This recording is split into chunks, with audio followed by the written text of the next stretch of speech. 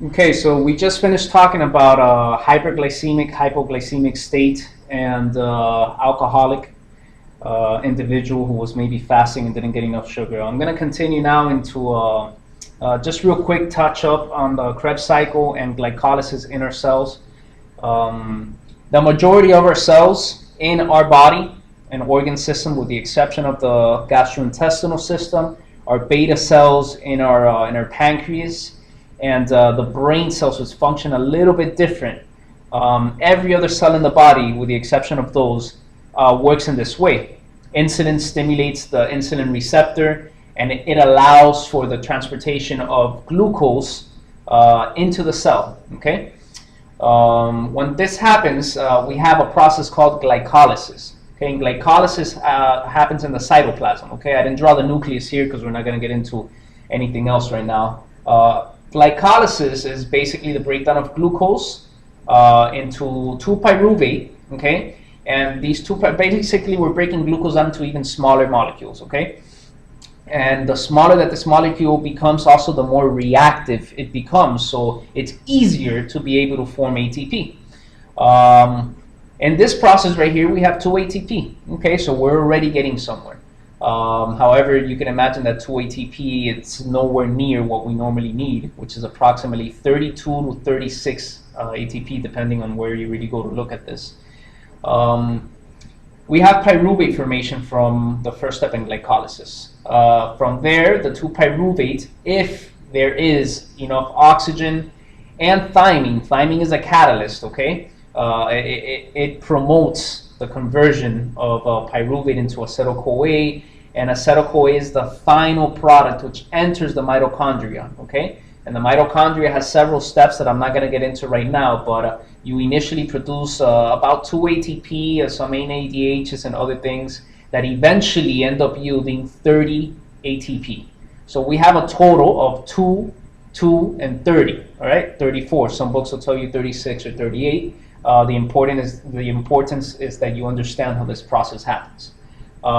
If we don't have enough oxygen, okay, you are a sprinter or you are lifting heavy weights, or we're going to slow down time and we're going to talk about those 10, 15, 20 seconds that you're sprinting, or those 30 seconds that you're lifting very heavy weight and you're not breathing because you're contracting all your muscles, right? Or you're breathing, but your muscles are functioning at a such faster rate that the glucose metabolism, glycolysis, cannot keep up. Okay, you deplete your oxygen in this cell. So what happens is that you're still having oxygen, but by depletion I mean that there's not enough oxygen to combine with the entire cycle of pyruvate into acetyl-CoA to enter the mitochondria. So in this case, what happens is that instead of having ATP produced by the mitochondria, you have the 2 ATP produced out here, and you have a conversion of lactic acid.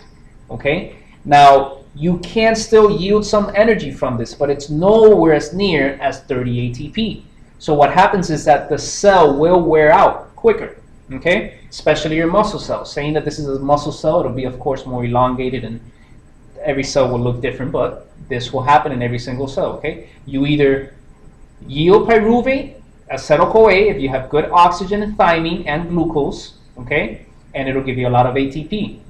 If you're missing glucose, or you're missing oxygen, or you have a thymine depletion, you will not have 30 ATP, you will have lactic acid. Now, as you sprint, yes, you're still having some of this right here, and you're still producing 30 ATP, but let's say that maybe as you're sprinting, 10% of your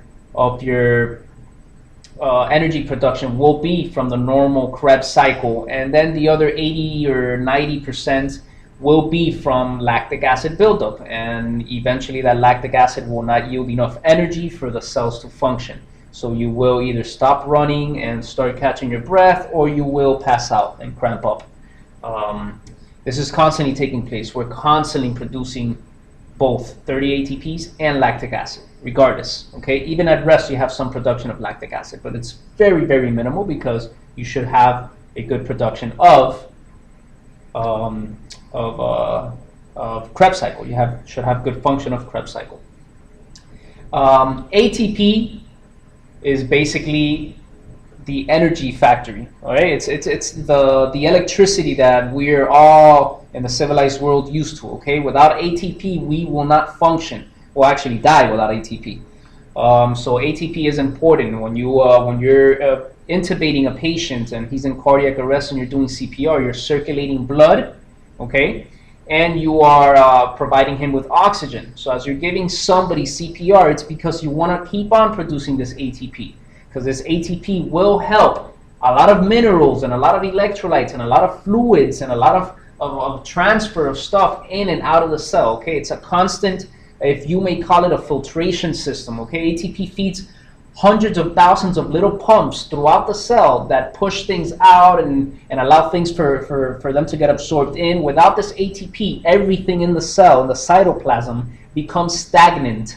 So just like stagnant water that doesn't circulate, basically has an increased amount of bacteria and accumulation of junk. It's the same thing without ATP. The cells will accumulate junk. Okay, a lot of your potassium will be outwards and a lot of your sodium will come inwards, and that's going to mess everything else up. All right, your minerals, the function of the nucleus, everything will just go haywire. It won't function the way it should, and essentially the cell will die. All right, so that's the importance of ATP. So I just wanted to go over this because it's very important for you to have an understanding in this. All right, in a clinical situation, you're used to doing certain things. You're used to seeing the blood sugars high. You're going to go ahead and give this patient insulin and maybe even a little bit more glucose because the insulin may break the sugar down. You're going to hydrate the patient because it'll help the body be able to transport this excess amount of glucose. Okay, excess amount of glucose in the bloodstream can accumulate in the lumen of blood vessels. Macrophages can go ahead and attack them, and now you have hardening, you have atherosclerosis, okay, which will lead to arteriosclerosis. Okay, so there's a lot of things that go wrong once you have constant exposure. We're talking about years and years of exposure of this hyperglycemia can cause diseases that can really affect people's lives. So it's very important that you understand this.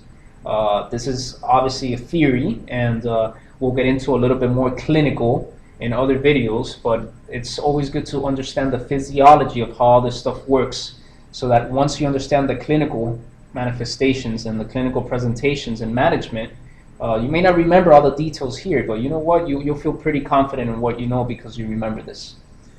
So now let's move on to the physical effects of hyperglycemia and hypoglycemia in the body.